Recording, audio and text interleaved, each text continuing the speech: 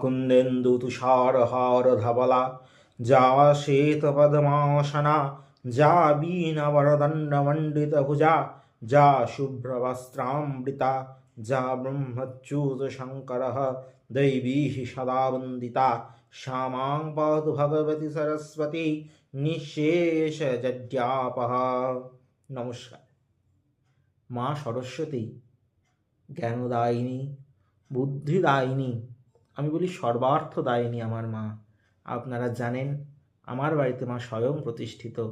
বহু বৎসর যাবৎ আমি মায়ের সাধনের পথে, মায়ের আরাধনার পথে আছি এবং আপনারা দেখেছেন আমি যেমন মা তারার আরাধনা করি, ঠিক আমার নিজ গৃহমন্দিরে মা তারা চিত্রপটে আরাধনা করলেও দেবী সরস্বতী কিন্তু স্বয়ং শিলাময়ী বিগ্রহে অধিষ্ঠান করছেন।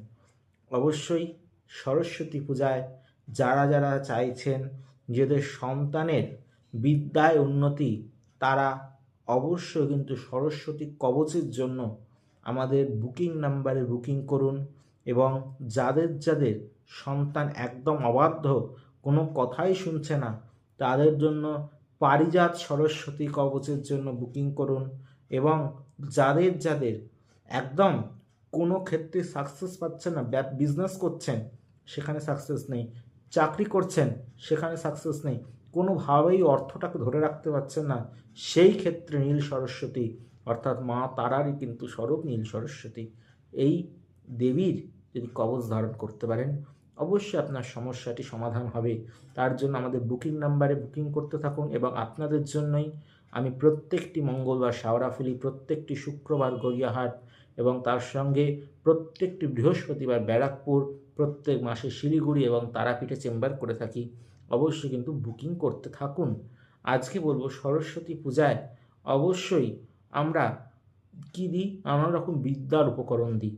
অবশ্যই আপনারা যদি শ্রীবৃদ্ধি চান, মাকে কেশরের মধ্যে একটু চালে কোনো দ্রব্য তৈরি করে দিন। সেইটা হতে পারে কোনো পায়েস, সেটি হতে পারে কোনো পরমান্ন বা যে কোনো ভোগ। সেইটা যদি নাও দিতে পারেন, সামান্য গোবিন্দভোগ চালের মধ্যে কেশর মিশ্রিত করে মাকে অর্পণ করুন। এবং অবশ্যই ওং ঐং সরস্বত্যই নমঃ বা ওং ঐং শ্রীং ক্লিং সরস্বত্যই নমঃ এই মন্ত্র পাঠ করুন। আপনার জীবনে উন্নতি অবধারিত। নমস্কার। ভালো থাকুন, সুস্থ থাকুন, আনন্দে থাকুন। জয় মা, জয় মা, জয় মা।